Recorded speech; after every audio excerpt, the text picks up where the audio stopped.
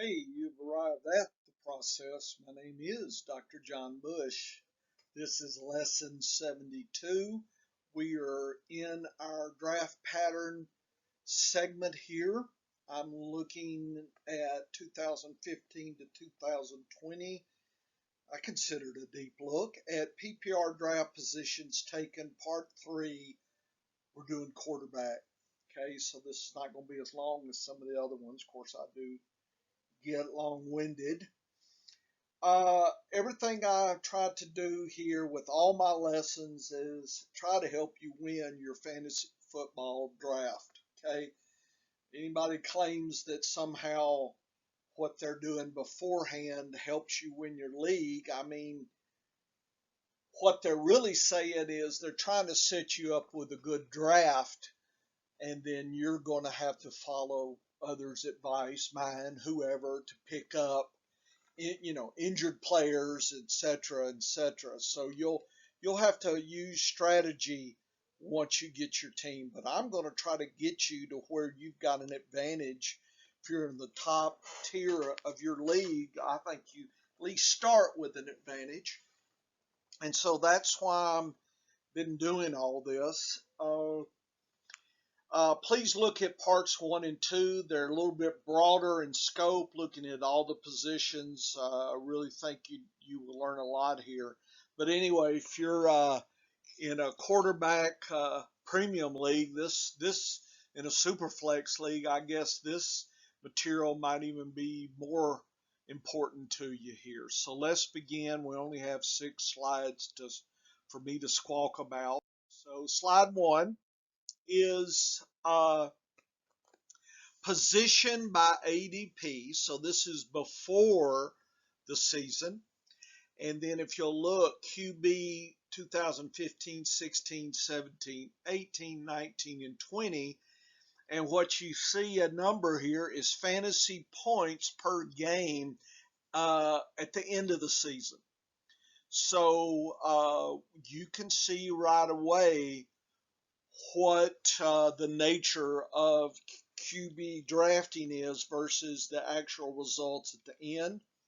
I then give you an overall average over the 6 years, and that's shown here. QB average PPR fantasy points per game. In this case, I circled the top 5, and what should be apparent to you is that the top 5 in averages goes all the way down to ADP 15. So if everything was perfect and your ADP predicted exactly your end of the season, it would be the top 5. That's not the case, in fact, at all. So just be aware and I think you are if you've been playing, just because somebody's ranked high, there's injuries and things that occur. I did a colorization of the points, fantasy points per game, and went across the 5 years, 6 years, I guess, and then I took and labeled the top 3 per year. And if you just kind of scan, 2016, 2020 are the only years that 2 of the top 3 were in the top 3 ADP. So they were, I guess you consider, really good years. But that means 4 out of the 6 were not so good. So just because somebody says, oh, he's a top quarterback, they mean by ADP. Okay, and they're trying to tell you prediction, but don't be fooled to think that it's necessarily the best. Historically, that's not the case at all. In fact, 2018, look at that, 13, 14, 15 for the top 3. Goodness, that was a poor year. But coming off 2020, it's pretty good year. In fact, look at the fantasy point averages above like 25. It's like 1, 2, 3, 4, 5, 6, 7, 8, 9, 9. And 2019 was 1, 2, 3, 4. And 2020 was a really abnormal year, and many people are going to potentially get fooled because it looks like you could even wait. Pretty much you were getting above 20 fantasy points all the way down to the 13th pick. 14th was sucky. So it's like everybody won on quarterbacks last year. So do be aware of that. It's not always the case, and it's good to have some history for us to look at what's going on. Okay, take a look. Now realize I'm not talking total fantasy points. Okay, so somebody like Dak Prescott got hurt. I just looked at the games he played. Okay, so this tries to get around the injury if I can. Okay, uh, so it's not 100%, dead on here. But anyway, that's the story. Is it's not uh, ADP is not necessarily the truth of the end of the season story, right? It's just the guide. 2020 was a great guide. 2019, not bad. 2018, not so good. Okay. And 2017, and if you look, it's been getting, really poor. 15, 16, 17. Look at all the yellow, which is really piss poor numbers for fantasy points there. So just be aware of that. That, the last couple years, times have been good. And people can be asleep by that. That's why I like to look at a broad swath of data, okay? Because I do want to include that. That includes aspects of what I call uncertainty, right?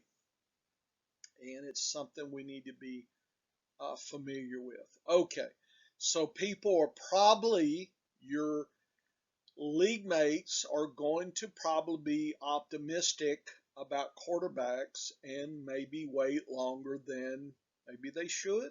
I don't know. Okay, 2020, great year to wait late. Don't know about this year.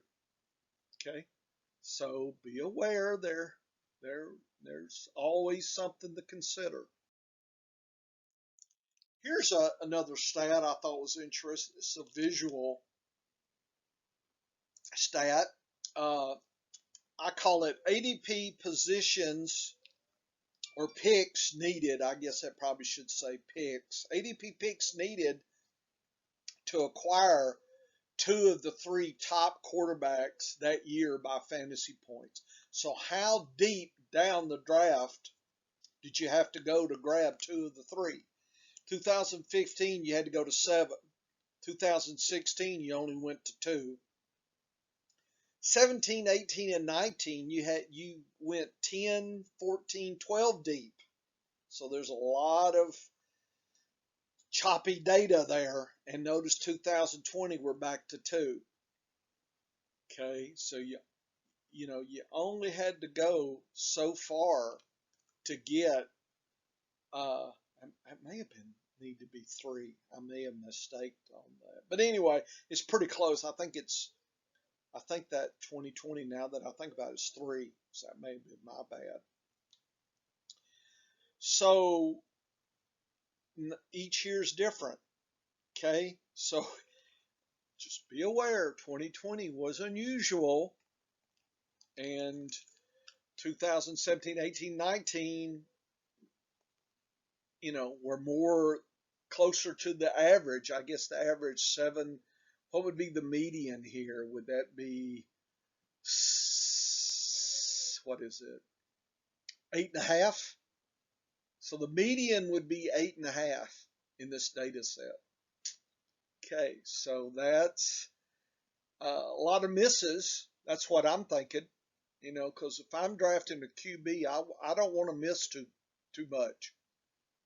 Okay, so be aware that 2020, 2016 were really interesting years and maybe some of the best we've seen. Uh, this is another interesting graph. I plotted all the data you saw before, but I plotted on a scattergram. And then I looked at the average and the one standard deviation above the average and below. That's about 20 to 15.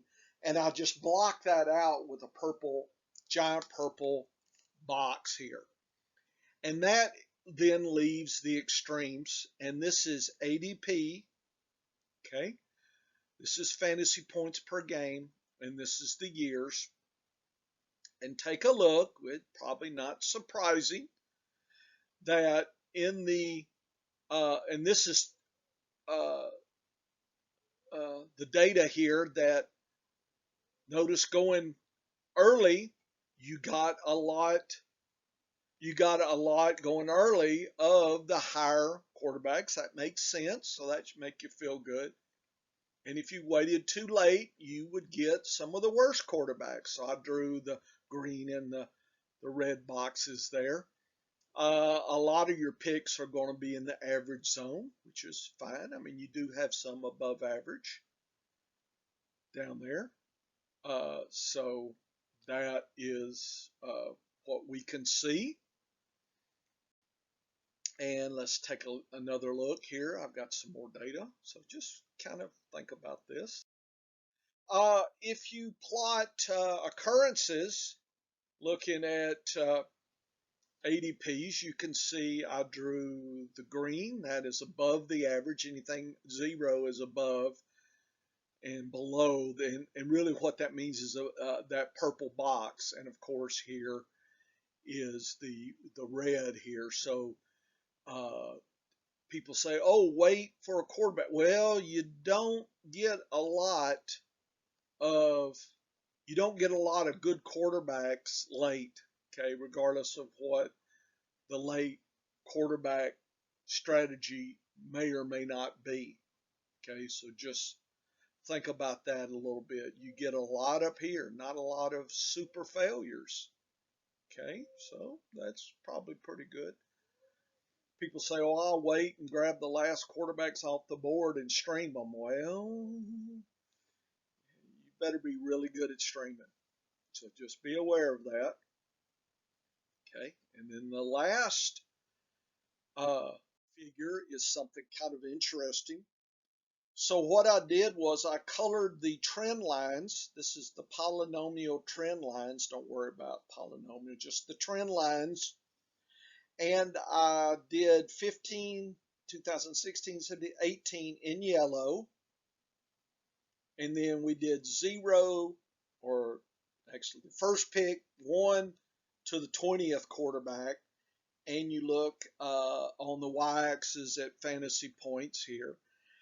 And pretty much, take a look, a couple years from 18 back, we had some really great quarterbacks that were missed by the drafting public. They were in this sweet zone. So the idea of a late quarterback, I think, really came about through people looking at that and not either they don't ignore the last 2 years or whatever. I'm telling you that at one time that was really interesting, but 2019 is in a kind of a burnt red, and then 2020 was the purple. And notice now in this so-called sweet zone, you got some of the worst QBs. Okay, right there. And you got a little bump here, but nothing like here, because look at these 2 years. They were above the top quarterbacks drafted. That is so unusual. Okay, that was 2 years out of 6. I don't think we'll replicate that. I think we'll probably fall in this range in here. So I think the idea of a late quarterback may still have validity but it's not a guarantee. Okay, I'm probably not waiting past the 10th quarterback. That's about right there. I'm a little conservative, so I'm gonna put the arrow right there. I think I want to be above that line, and I'll let everybody else fight QBs below that. Maybe 11th, 12th, but certainly I do not want to be hanging around in quarterback two territory trying to grab, a lucky lottery ticket here. So be aware when you hear the late quarterback that at one point there was data that would support that. The last 2 years, the trend lines would not necessarily strongly support that. Notice I didn't say never or always, just suggest, strongly support versus weakly support. So I'm used to do late quarterbacks, but seeing this last couple of years, I've moved my yardstick up a little bit. Not saying I'm grabbing the top quarterback each year. That's not what I'm saying. But I'm not waiting as late as the late quarterback idea might have it. Okay, I think there is some expiring quarterbacks if you go too late. I'm picking the 10th, 9th, 10th, 11th, maybe just based on 2020 and 19. But, it's my gamble. That's what I think you should do, but it's up to you to look at the trends and consider.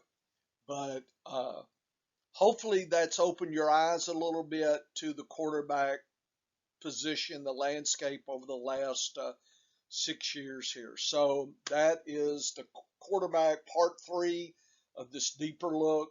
My name is Dr. John Bush. This is the process, and I hope we're going to crush your league or help you crush your league. Come back. You can obviously imagine we're going running back, tight end, and wide receiver as well. Same format. It's coming. Okay. See ya.